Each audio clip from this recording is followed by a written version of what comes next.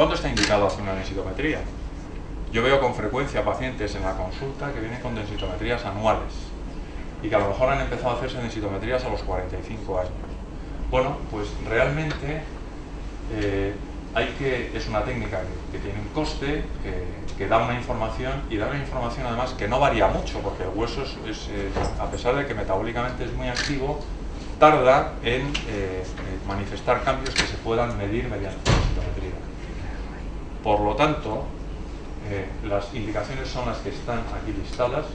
Se debe hacer en todas las mujeres con edad superior a 65 años o en las mujeres postmenopáusicas menores de 65 años y que además tengan alguno de los factores de riesgo de fractura osteoporótica que mencioné al principio de la charla.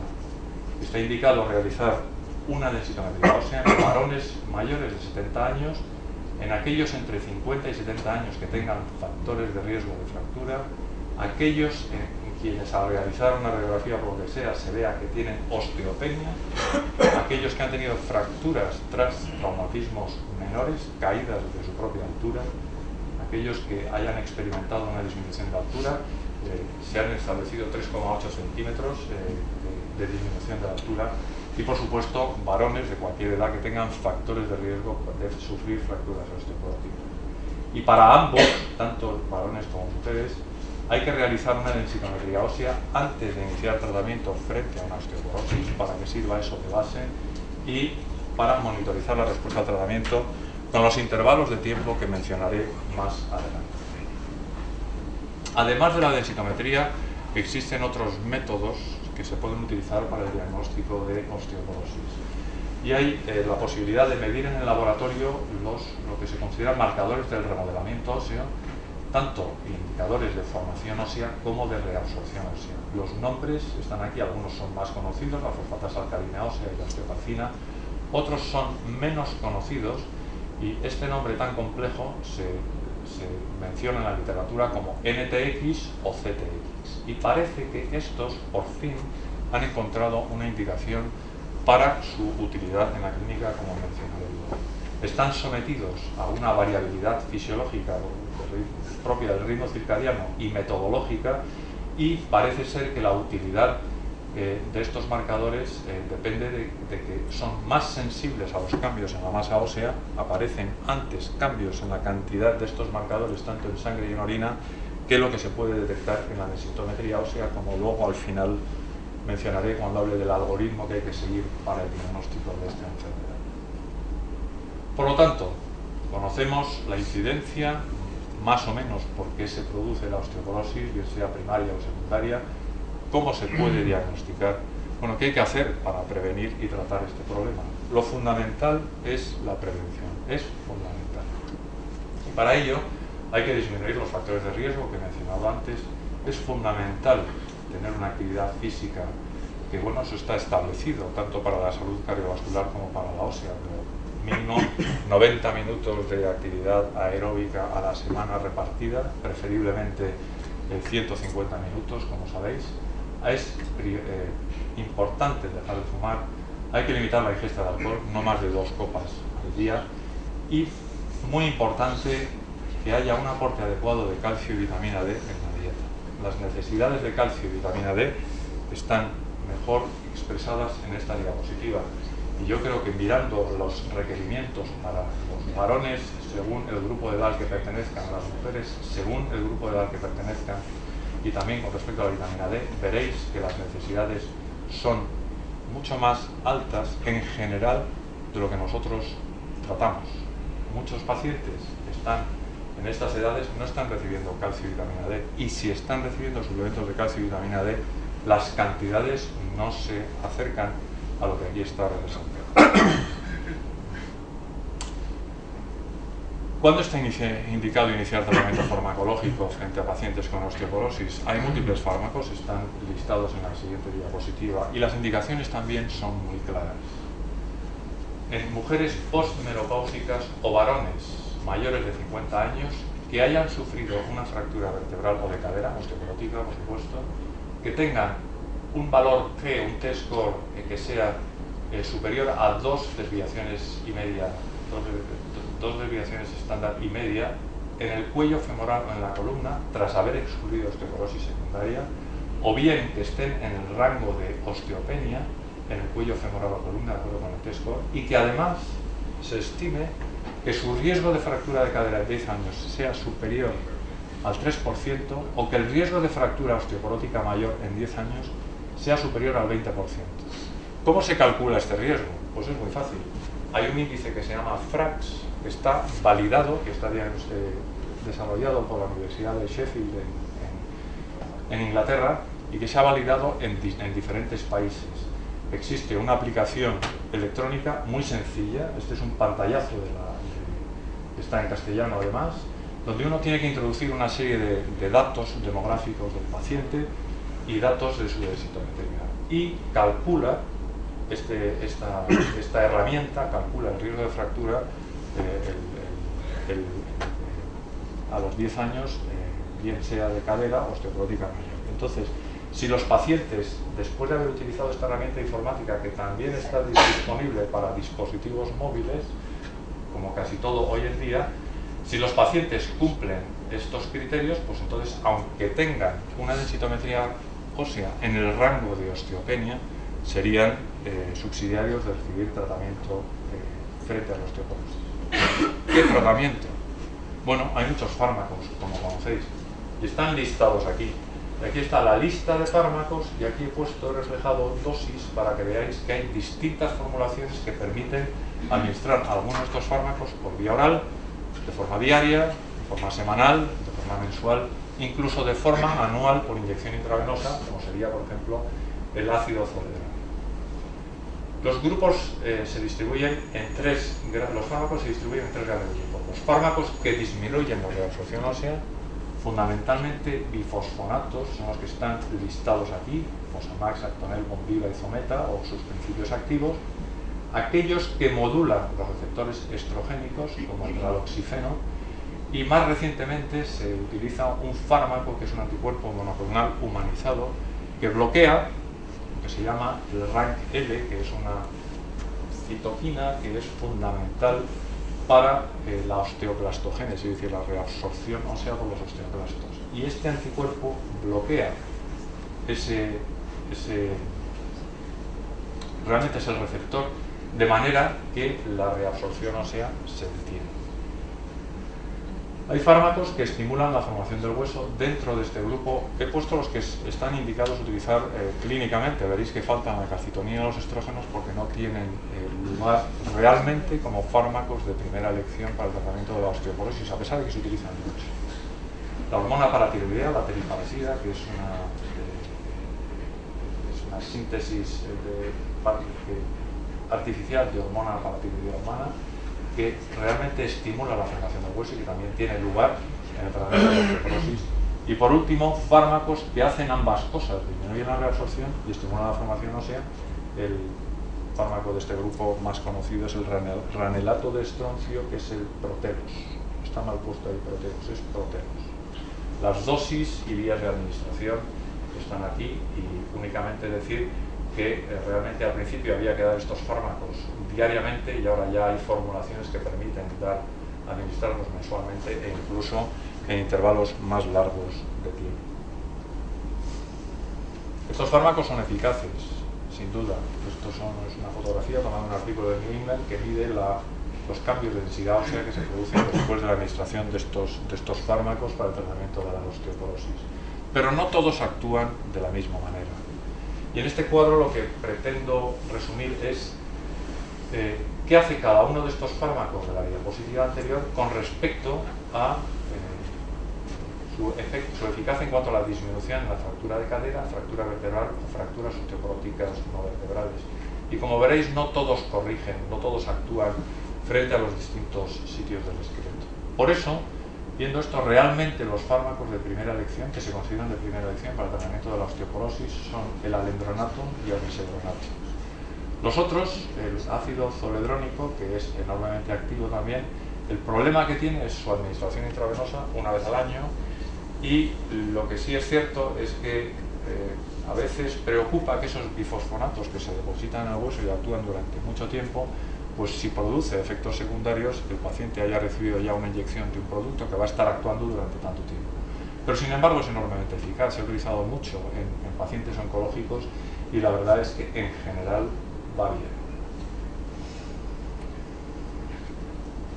¿Qué queda con respecto a los bifosfonatos? ¿Qué temas son candentes y preocupan hoy en día? Primero, la duración del tratamiento. Realmente el año pasado se empezó a cuestionar si las personas en tratamiento con estos fármacos para la osteoporosis debían estar toda su vida en tratamiento o no. Y se ha empezado a ver que a partir de los 5 años de tratamiento probablemente se puede suspender el tratamiento con bifosfonatos si la persona ha conseguido estar en el rango de osteopenia. Aquellos que sigan siendo profundamente osteoporóticos probablemente necesiten continuar con el tratamiento. Pero sin embargo, aquellas personas que se mantienen estables, aunque estén en el rango de osteopenia, probablemente puedan detener el tratamiento durante un intervalo de tiempo que todavía no se conoce, pero se recomienda en torno a 2 años y luego volver a replantear si hay que hacer algo más. Ha habido un montón de literatura que probablemente habéis visto acerca de la aparición de fracturas femorales atípicas en pacientes tratados con bifosfonatos. Pues bien, esto es un tema debatido y parece que hay veces que sí, hay veces que no, que tiene relación, que no tiene relación, pero en cualquier caso, en un estudio danés de muchísimos pacientes, el último que yo conozco, parece que no hay una asociación clara entre la utilización de bifosfonatos y la aparición de fracturas femorales atípicas que son subtrocantéricas y en la diáfisis femoral y que no causan morbilidad. Y probablemente el problema que más atención recibe es la osteonecrosis de los maxilares, porque es muy dramático. Y de hecho hay muchas personas que han dejado el tratamiento de su osteoporosis por miedo a que esta complicación, que hay una imagen aquí en un escáner donde se ve el maxilar reabsorbido y ocupación del seno, esta complicación ocurre en personas que han sufrido procesos odontológicos y han ido al dentista, y coincide muchas veces que las personas mayores tienen que ponerse implantes, tienen que arreglarse la boca y al mismo tiempo están tomando fármacos frente a la osteoporosis, bifosfonatos.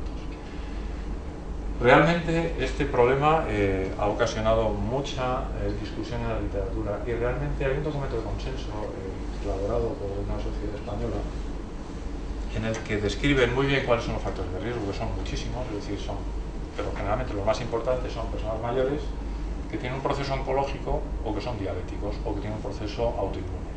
Son los que tienen factores de riesgo. Entonces, bueno, dicen, bueno, estoy tomando bifosfonatos, necesito ir al dentista. ¿Qué hago? Bueno, pues depende. Si el paciente ha estado recibiendo este documento de consenso, el algoritmo que proponen es este. Si ha estado recibiendo bifosfonatos con el tratamiento de la osteoporosis por menos de 3 años y tiene factores de riesgo para la osteonecrosis maxilar, que la lista, como digo, es muy amplia, pero fundamentalmente los más importantes son los que he dicho: diabetes, proceso oncológico y proceso inmunológico.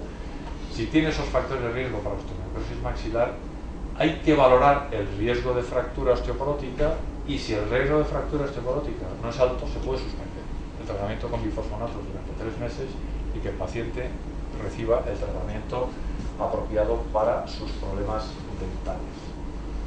Si no existen factores de riesgo para fractura osteoporótica, el paciente se puede realizar lo que necesite en el dentista. Si llevan más de 3 años, es lo mismo, hay que valorar el riesgo de fractura. Si no tienen riesgo de fractura, hay que hablar con el médico que le haya puesto los bifosfonatos, probablemente suspender el tratamiento y hacer con bifosfonatos y hacer el tratamiento que precise en el odontólogo.